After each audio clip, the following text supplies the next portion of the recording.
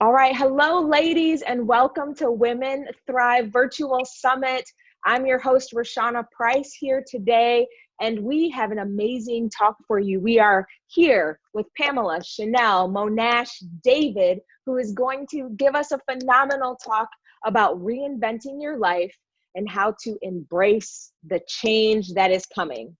Now, ladies, we want you to know that this is a second recording because Chanel, as she likes to be called, did a great job live. However, we had technical difficulties the whole way. So most of you, if you were on, you may have heard the audio, but now we're doing a full video because we want you to have all of the great information, all of the content, so that you can really embrace the change that is happening in your life. So if you're watching this on the replay, we still want you to make sure that you reach out, find Pamela Chanel David online. She has 4 names, so I'm going to make sure I give them to you and write them down. Even now, if you're watching the replay, still take a picture, find her on Facebook, tag, let her know that you have seen this replay. So it's Pamela Chanel David, and she is going to be talking to us about the reinvented life. So Pamela, I will turn it over to you to get us started. Well, thank you so much, Rashana. What a pleasure to be here again with everyone. This Women's Virtual Summit has been absolutely amazing. This week has been incredible. I just have to give a shout out to the founder of the summit, to all the incredible speakers on the summit. Everyone has just poured in, and that really is a wonderful way to introduce what I'm doing. The Reinvented Life is all about showing up. And it starts with the story, which I love sharing stories of the hummingbird.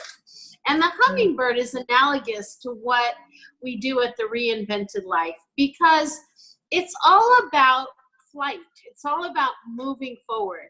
And the hummingbird, we can all picture how that's an analogous to life, how we move forward. Yet the hummingbird also can fly sideways, almost flutter in place, and it stays in motion. There's been many times in all of our lives that we have just felt like we were just kind of staying in place. And the hummingbird is the only known bird that can also fly backwards. And again, analogous to life, there are times where we feel like we're kind of moving backwards, but the key is that the hummingbird always stays in motion.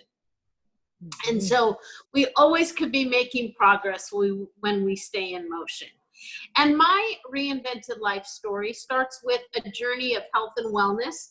I'm very open about this journey because I feel like if we have discovered something that can help others, then that's our gift to give.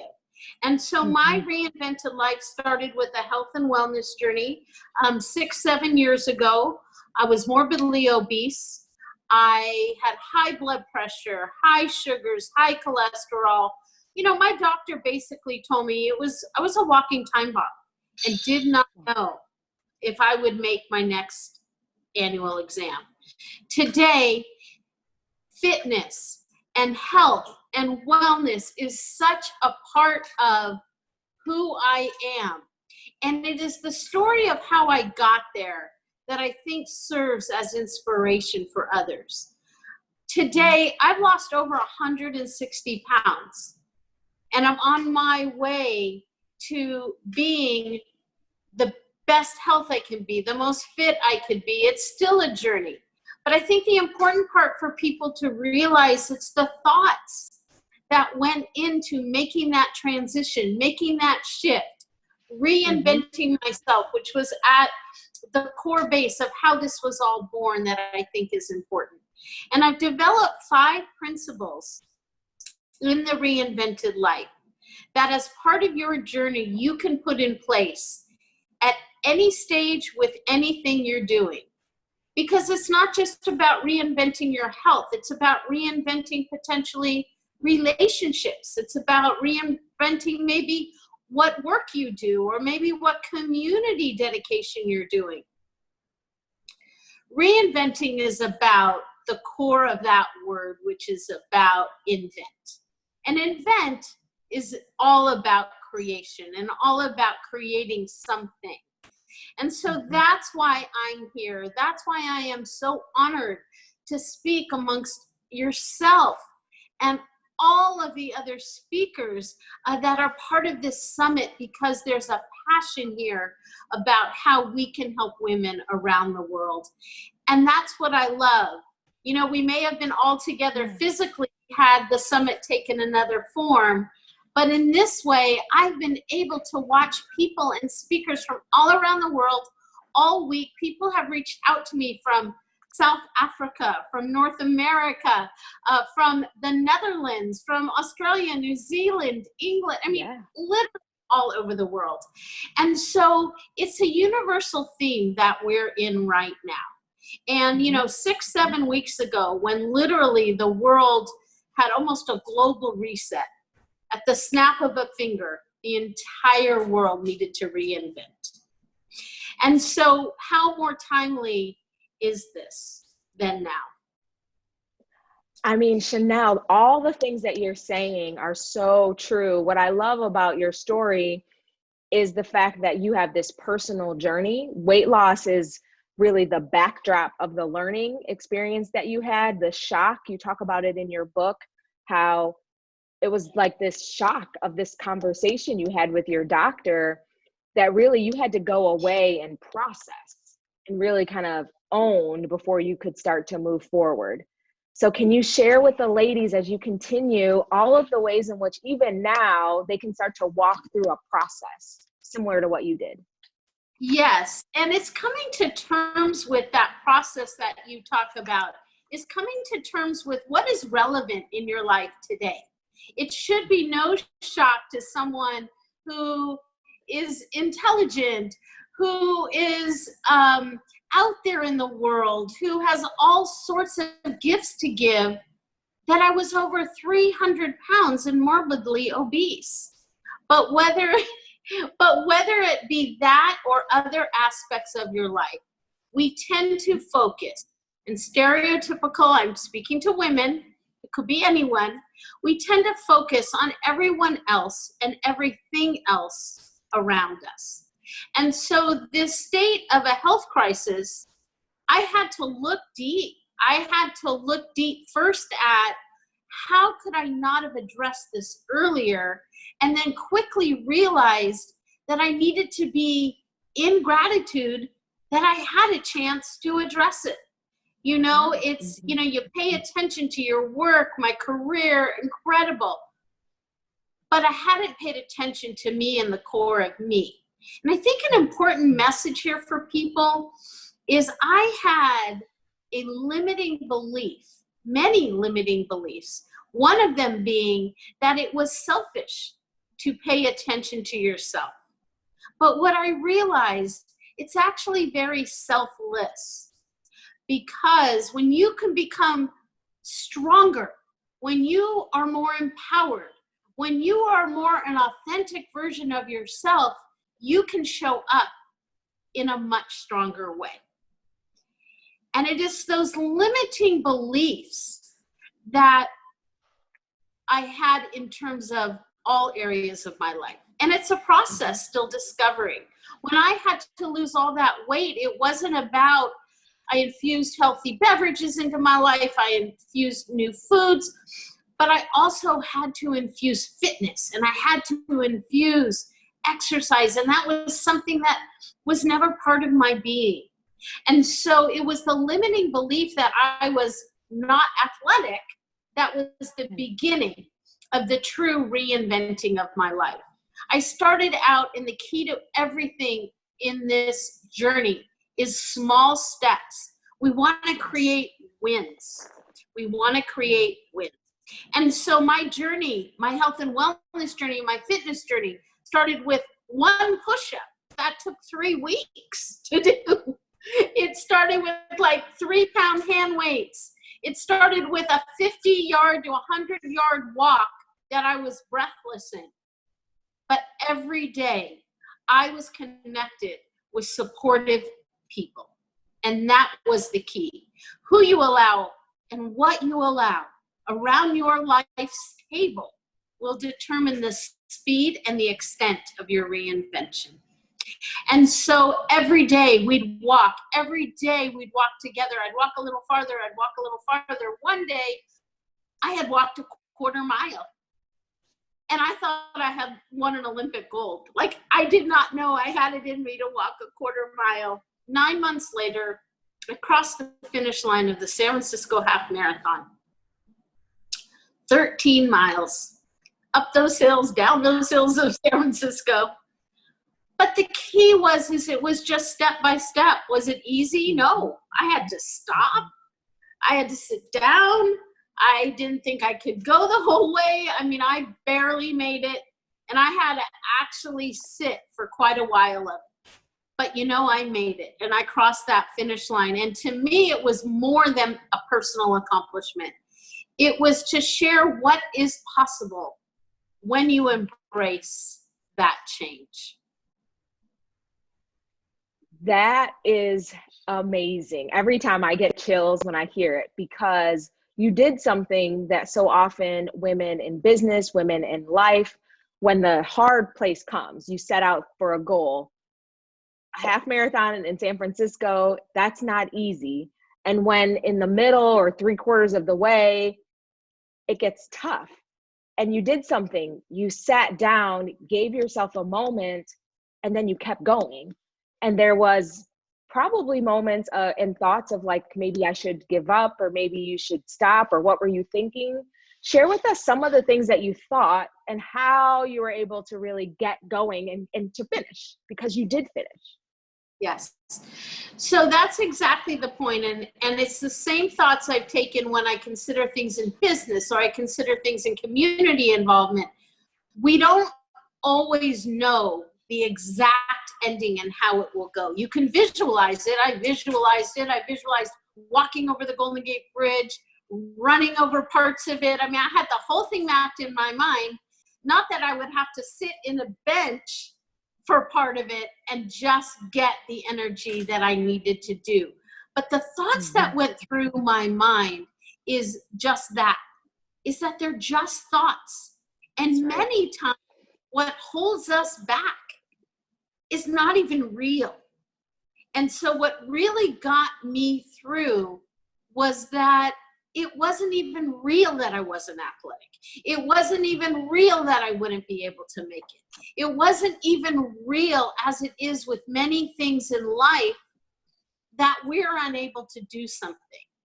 But it's the principles of those actions and those thoughts that we take, which is the beginning of those 5 principles. And what kept me going during that and in many other aspects of my life is that those actions and thoughts then become habits. And those habits become routines. Those routines become lifestyles, and then embedded and ingrained into who we are. So when we want to make a shift, it's a lot harder than just writing something down and having a sustainable change. We have to realize that in some respects, it's like going against gravity. We're going against the grain of ourself. And to fit in new things, we have to get rid of some of those limiting thoughts. And that is really at the core in the book. I reference it in several ways. One of them is just the switching of gears. You know, it's like riding a bike, or the changing of a lens. If we just put in a different thought about something. When we honor ourselves, when we are the truest to ourselves, that is considered personal justice. And personal justice leads to social justice. So imagine links in a chain. If every link is stronger, together we're stronger in committing. Like this summit, this is like women around the world holding hands, grabbing hands, becoming a very strong link, contributing in part of what we're doing to a global fund for women. There's nothing different than that, than crossing the finish line of a half marathon and showing people what is possible. So the possibilities are endless. When you speak about it, when you talk about shifting gears, seeing a new lens, whatever the analogy needs to be for people, for the women that are listening, they can figure out what's going to work for them.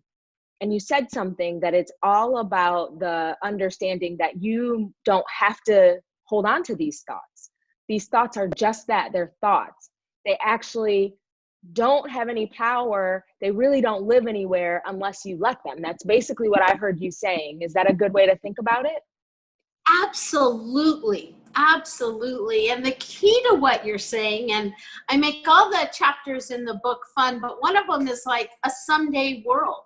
You know, how many times do we all have a project or have an idea or have something we want to be up to in life, and we are going to get to it someday? Well, if this global reset has taught us anything, it has taught us that we can live in the here and now, and that we are enough ourselves, and those limiting beliefs that we have are only living and breathing because the thoughts that we have are things. And so if we take a coffee cup or any kind of vessel you can think of, and if you fill it up with liquid, to fit more liquid in there, you gotta pour some of it out. And that's what this is all about, is not waiting till someday, but waiting till now. Because at this very moment, when people's whole schedules are shifted, whole worlds in some way are shifted, what a better time. And to me, I look at this time as a chance for people to reevaluate, to kind of take inventory of their life. Again, going back to that original thought, is what we are doing relevant to our lives today? And when we take a look at that, it gives us the possibility to recreate whatever we want. Again, that place of creation. How are we expressing ourselves? Who are we reaching out to that we haven't reached out to in a long time? What are we creating? Are we painting? Are we going back to musical instruments, as an example, that we haven't played in years? The creativity, are we creating business plans that we finally wanted to sit and do? When I take a look with businesses at where they are and where they want to go, or individuals doing the same, where they are and where they want to go, it always goes back to, am what I'm doing today relative towards that goal? So good. It's the understanding, what am I doing today? How do you keep moving forward to really embrace the change that you want to see? So tell us more about the 5 principles so that all of the ladies can take notes, know how to follow them. Share more. Yes. So the 5 principles, principle number 1 starts with our actions and our thoughts, and the realization that those are actually tangible things. Even our thoughts, what's on the inside, is very tangible. I was speaking today on a broadcast show earlier about this point. Everything's happening in our lives around us. We're not museums, though. It's not perfect, right? We have kids home, we have things going on, we have maybe 2 spouses working at home, fighting for office space. I mean, these are the realities of what's going on. Someone working in the kitchen, someone working in the home office. The reality is those actions and thoughts surrounding those changes is what will shift the trajectory. So there's frustrations that can come up, right? Kids fighting, this happening, this is all real life. Yet, being in gratitude that we have our children, being in gratitude that we have our spouses, being gratitude that we have a place to live, being gratitude that we can put ourselves in purpose to inspire other women. That's step 1, is shifting whatever it is that we have to be grateful for. Do that. that moves those thoughts into step 2, the second principle, which is a habit. When we feel blessed, when we feel in gratitude, when we know externally, the outside, there's going to be frustrations. There is no doubt. For some, it's dealing with people hit by this horrific virus or other diseases in their lives. This is not made to feel that it's all rosy and perfect. But my suggestion is what we want to form habits on, be it positive, relevant things for us. Now, the more those thoughts happen, those become habits. And so now you're filling up the cup with new things, new thoughts, new habits. Those habits then become routines. So now we have a routine that we can put in place because we've experienced how to take our actions and thoughts into habits, shift them around, and now we have a routine. Eventually, those routines become a new lifestyle, and then ingrained and embedded into who we are. So it's those 5 principles. You can take that with anything in your life, something you want to start, something you want to modify, something you want to put in place with kids. I have created that scenario for kids with all sorts of reward systems that are involved, with people within their career, within business, during retirement, whatever stage in life you're in, you can take anything and fit them into those 5 principles. And that's what we do at the Reinvented Life, with coaching, with masterminds, with the book. Any way we can to get the information out to people and customize it for them. Yeah, and you just said something, because you have in the value vault, let me get it right, the value vault, that there's a special offer that you have. So even those of you that are right now, you're watching the replay, you still have a chance to take advantage of that. Why don't you tell all the ladies about what you're offering in the value vault?